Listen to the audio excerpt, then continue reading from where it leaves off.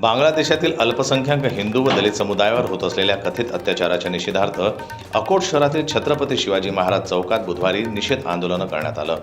यावेळी बांगलादेशातील घटनांचा जाहीर निषेध करत घोषणा देण्यात आल्या। आंदोलनाच्या दरम्यान बांगलादेशातील सध्याच्या राजकीय नेतृत्वाविरोधात प्रतिकात्मक स्वरूपात पुतळ्याला जोडेमार आंदोलन करण्यात आलं। या निषेध आंदोलनात विश्व हिंदू परिषद, बजरंग दल तसेच सकल हिंदू समाजातील पदाधिकारी आणि कार्यकर्ते मोठ्या संख्येने सहभागी झाले होते।